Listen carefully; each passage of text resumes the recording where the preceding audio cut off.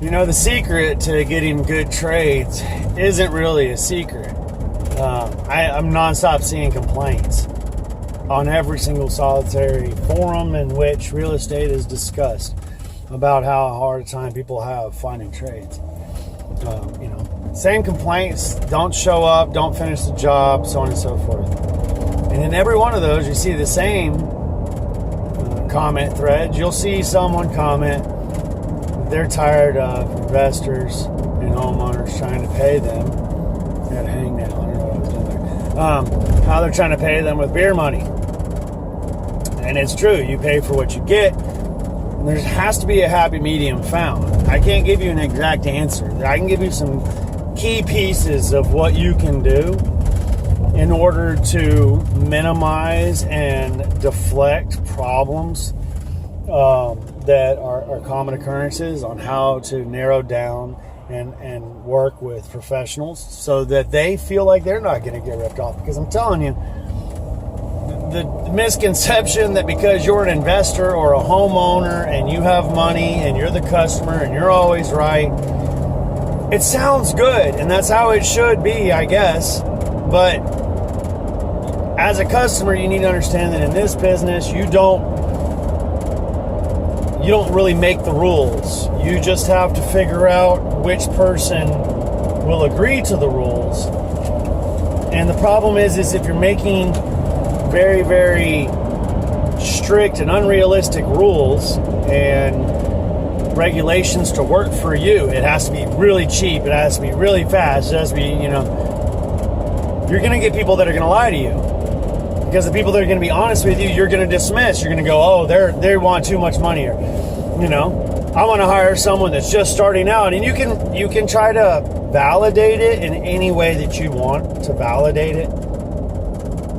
But the realistic answer is that you get what you pay for. And I don't mean just in money. I mean the time, which I can't stress enough is the most important thing in anything that you do. Time.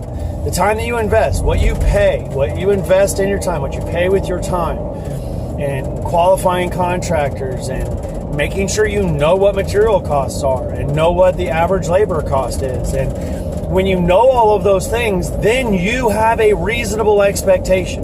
Then when you talk to people that are being unreasonable by giving you way too cheap of prices, you can say to yourself, hey, I know that there's a reason that these prices have to be cheap. There's something that's not happening. There's a material that's not being purchased. Someone's not getting paid the right labor. Something. And then you can make that decision from there. But to have an unreasonable expectation of cost to begin with, you're going to fail every time.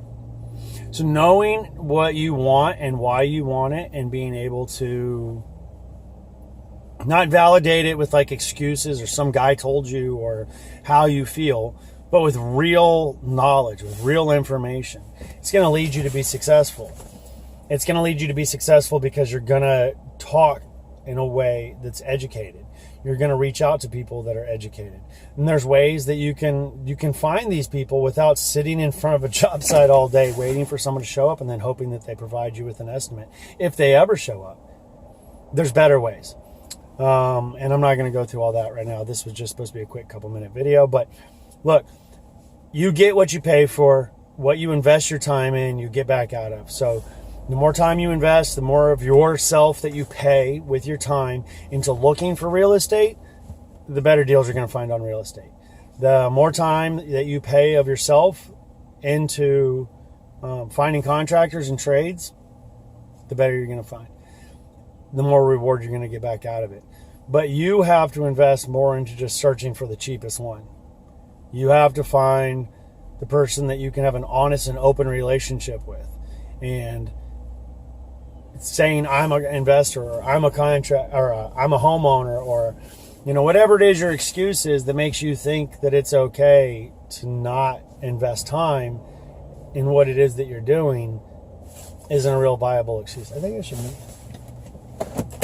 I never noticed how bad off that was. Anyway, listen, be blessed, bless others, build a good relationship with I can't express to you the value of having a team. If your job is to flip properties right? If that's what you do, buy and hold properties, whatever. If you need to work with trades and contractors on a regular basis, building that team of people that you can rely on is crucial. And I know when I was a contractor, it would have been impossible to be a contractor if I didn't have electricians and plumbers and painters and a team of people that I could call on to do things reliably and help me accomplish the promises that I've made, right? And I did that for a lot of years, and I am by far no means the nicest person or a great person, or like, I'm an okay guy, and I've been doing this a long time, so I've made a lot of mistakes, but I've never, ever, ever, ever blamed the trades in general as, oh, it's all trades are bad or all contractors are bad.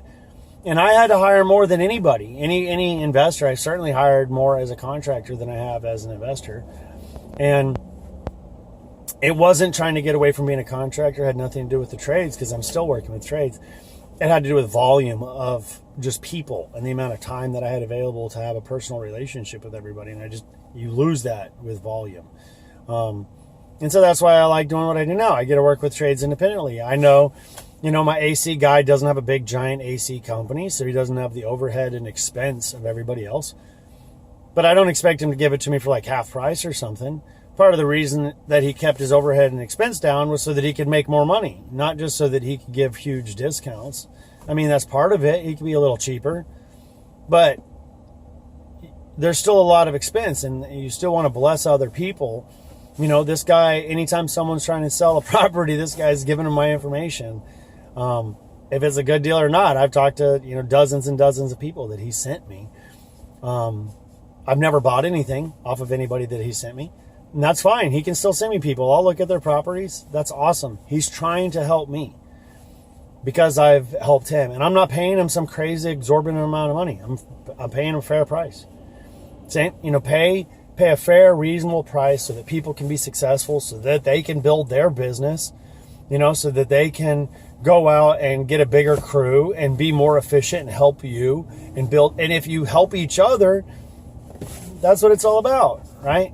Anyway, if you have any questions for me, I am going to be putting some stuff together on my website this week for some more forms.